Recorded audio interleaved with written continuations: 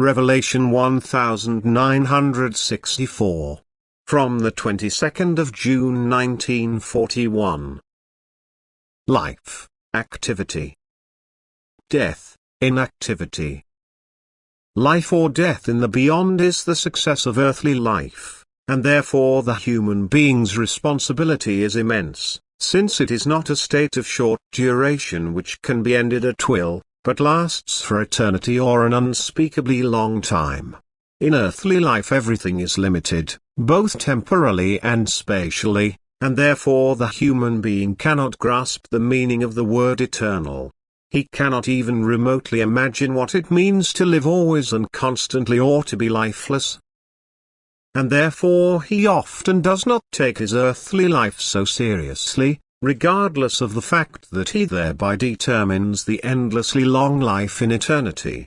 The soul which is entitled to live in the beyond has fulfilled its task in life and now takes on a new task in the beyond which, however, no longer means a duty for it as it did on earth but triggers supreme bliss and thus signifies a blissful state.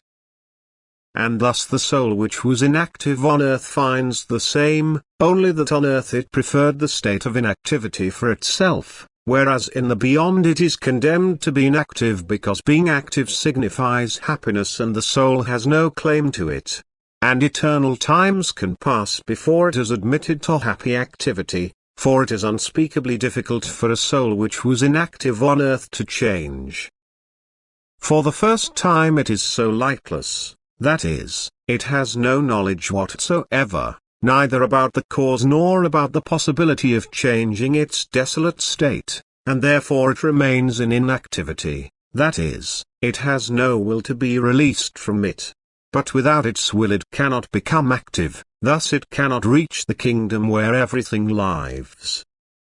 It is so often presented to the human being in earthly life that he has a responsibility towards his soul, that he determines the fate of his soul in the beyond through his way of life.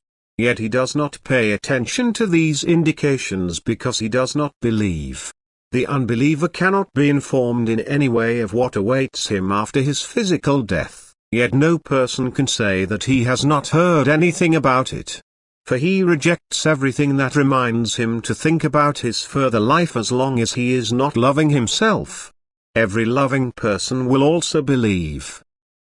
Anyone who is mindful of his fellow human being's fate in earthly life will also be convinced that life cannot stop, and he will now, albeit unconsciously, live on earth for eternity.